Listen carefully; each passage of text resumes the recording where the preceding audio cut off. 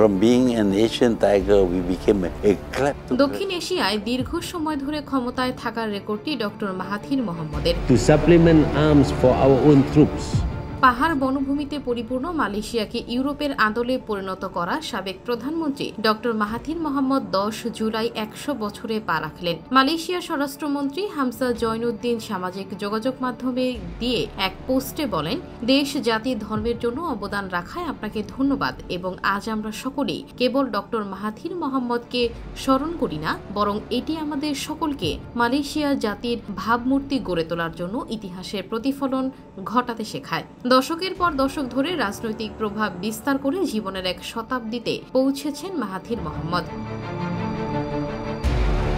9 ভাই বোনের মধ্যে সর্বকনিষ্ঠ মাহাথির 1925 সালের 10 জুলাই কেদাহর আলোর সেটারে জন্মগ্রহণ করেন। তিনি ও তার স্ত্রী ডাক্তার হাসমা আলীর মেরিনা, মিজান, মেলিন্ডা, মুখজানি, মুখরিস, মাইজুরা ও মাঝহার নামে 7 সন্তান রয়েছে। মাহাথির মোহাম্মদ 1981 থেকে 2003 সাল পর্যন্ত বারিস্তান ন্যাশনাল বিএন সরকারের নেতৃত্ব দেন এবং বিএনকে ক্ষমতাচ্যুত করতে 2018 সালে মে থেকে ফেব্রুয়ারি 2020 পর্যন্ত পাকাতান হারাপান পিএইচ প্রশাসনের অধীনে শীর্ষ পদে অধিষ্ঠিত ছিলেন। চতুর্থ প্রধানমন্ত্রী হিসেবে Petronas twin tower, KL tower, KLIA ও পুত্রা জায়ার মতো আইকনিক অবকাঠামো প্রকল্পগুলো সম্পন্ন করার জন্য তিনি মালয়েশিয়াকে আধুনিকীকরণের জনক হিসেবে পরিচিত। মাহাথির মালয়েশিয়ার প্রথম গাড়ি নির্মাতা প্রতিষ্ঠান প্রোটন হোল্ডিংস বিএইচডি এর উদ্বোধনের তত্ত্বাবধান করেন এবং লুক ইস্ট নীতি চালু করেন, যার মাধ্যমে জাপান ও দক্ষিণ কোরিয়ার মতো দেশগুলোর সাথে শিক্ষা ও ব্যবসায়িক সম্পর্ক উন্নীত হয়। প্রধানমন্ত্রী হিসেবে তার প্রথম মেয়াদে মাহাথির মালয়েশিয়ার অর্থনীতির উত্থানকে